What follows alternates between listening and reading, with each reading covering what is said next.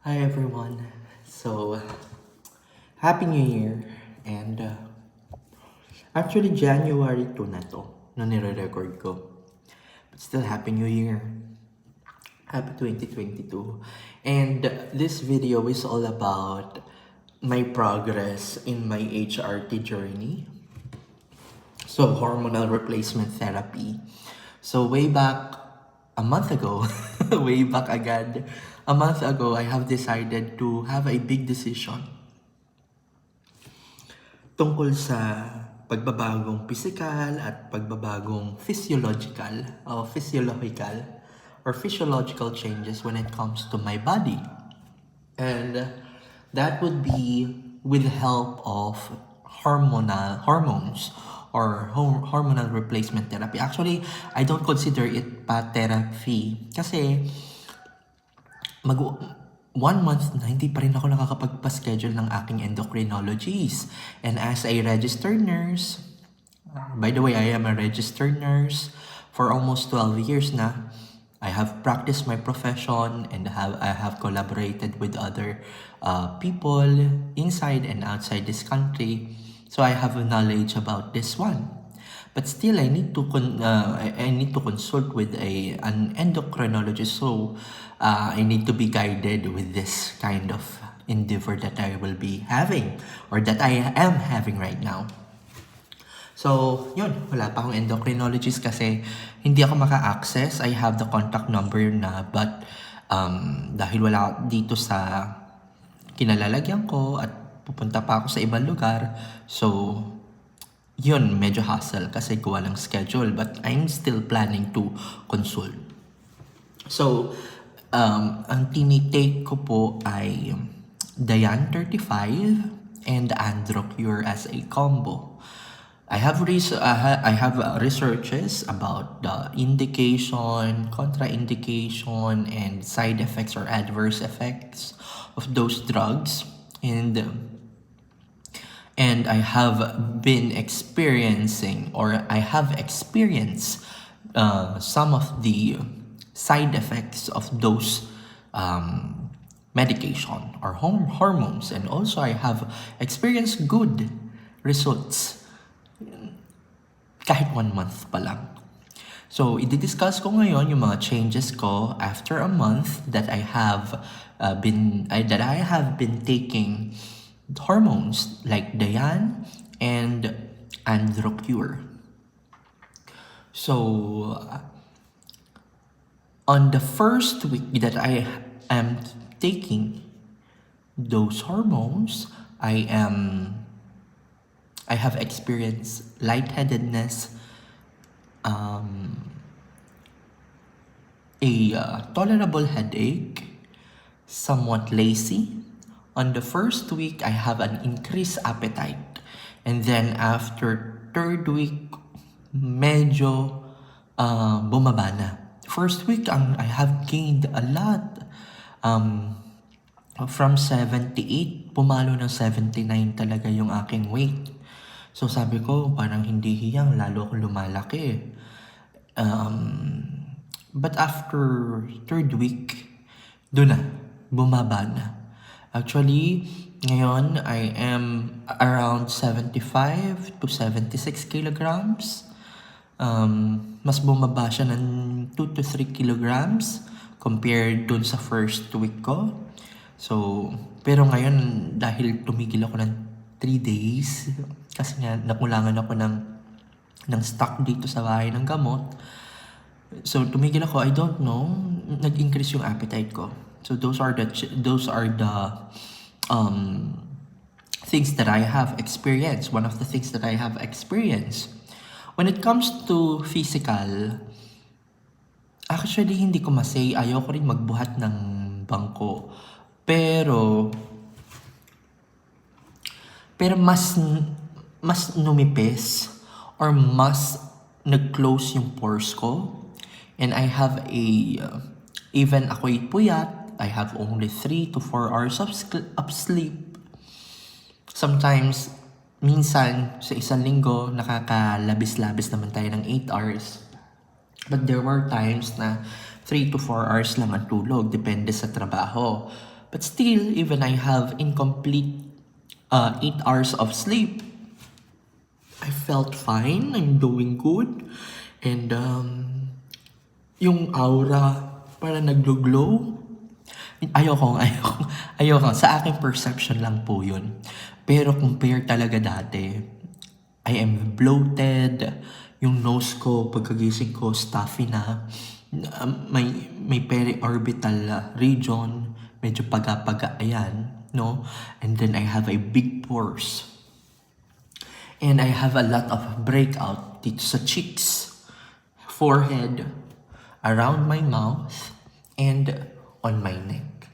Yun dati ko without hormones.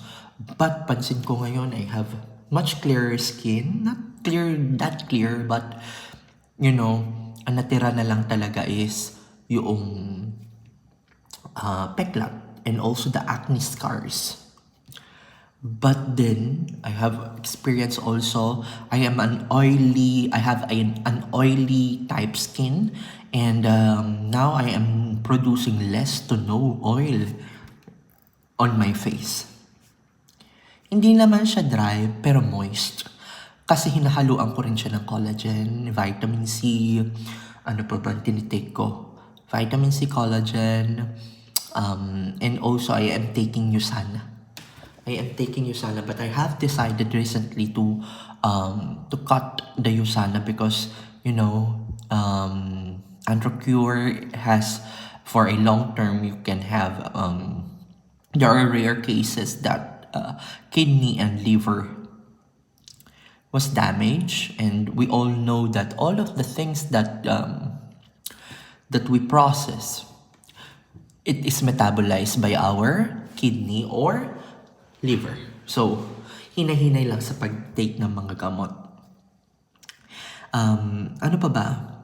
The skin, may gonad, yung testicles ko, during the time that I am rendering testicular self-examination, hindi naman gaano kalaki yung niliit, but there's change. There is a change. The penis, the same. But the skin of the scrotum itself, the skin is still intact, still there. But if you palpate it, the testicles are smaller. Another physical, when it comes to sexual, I am producing less seminal fluid or semen. Even I have not masturbated for a week. Konting-konti lang talaga nalabas, but I reach the orgasm pa rin. The orgasm is still there, but the libido are lessened. I have no trigger points. Actually, ito yung biggest change na napansin ko for the month na nagtitake ko ng hormones. I was hypersexual prior to HRT. Hypersexual meaning to say, every day I always masturbated 2 to 3 times a night. Okay? And I think, and I am aware that is not normal for me. But, and also I have a high risk behavior when it comes to my sexual activities. So every week I have an engagement with other people to have sexual activities with them. But the thing is, wala ngayon. And I am very thankful, okay? And not frustrated. Kasi ang masama nito, may frustration. Pero sa case ko, walang frustration kung hindi ko yan magawa. Walang trigger, wala yung urge na kailangan kong gawin yun. And I think that from being hypersexual, I came to become a normal. Yes, I sometimes I masturbate, but hindi na kadalasan na halos wala na rin ako maramdaman, but I am not frustrated. I am not frustrated by that thing or by the loss of those activities. Hindi ako na-frustrate dahil dati, noong without HRT, hinahanap-hanap ko talaga. Pero ngayon, hindi ko na hinahanap or hindi siya napasok sa isipan ko. So should I say, I am now a hyposexual na habang pinagtitik ng HRT. Another thing is,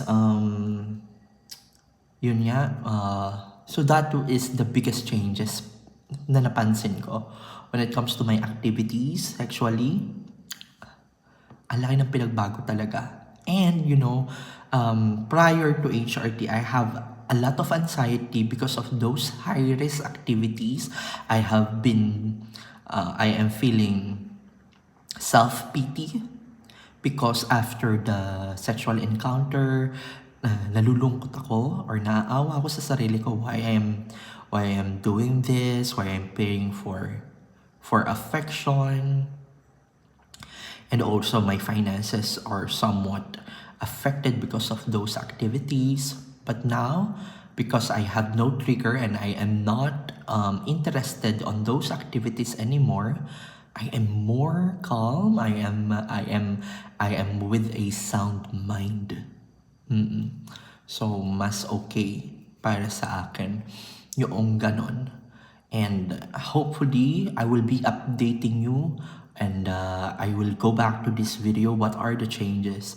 Physical, hindi ko pa ine-expect na maraming sometimes I felt pag hinihipo ko, sumasakit na rin yung dibdib.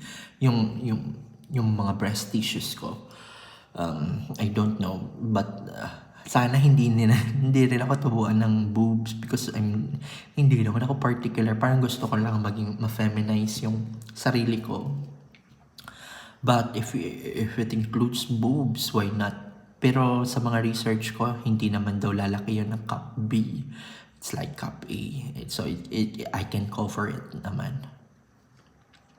Kasi I'm not ready pa for the changes when it comes to boobs, when it comes to, the figure of being a lady or a woman. But gusto ko rin in a way. So, yun. That's my update. So far, ano yung mga naranasan kong mga side effects? Yun pala. Sorry. Yun lang. Minsan talaga tinatamad ako. Inaantukin. Hindi ko alam kung lutang ako or dati pa lutang na ako. Pero medyo nalulutang ako ngayon. What else?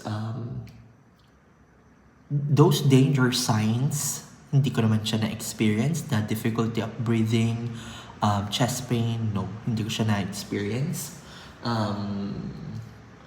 Another is, yun lang so far. So I will be updating you. I will be supplementing myself with collagen. I'll be updating you on my second month ng aking HRT, ng hormone replacement therapy ko. And I will update you as soon as I have consulted to an endocrinologist. So, when it comes to skin, hindi ko pa siya masabi kung effect siya ng HRT, but because I'm seeing it on my own without any filter, without any without any makeup, wala siyang breakout. Wala yung mga bumps ko sa forehead. Hindi ko na rin siya yung mga bumps ko. My blackheads are lessened. Here around my lip, I have blackheads here. It vanished. The texture of my skin was lessened. So yun ang naano ko. And yung gising, fresh pa rin. Masarap yung gising. So far, this is good experience. So I will be updating you on my second month of HRT by February 28 or March, early March. Goodbye.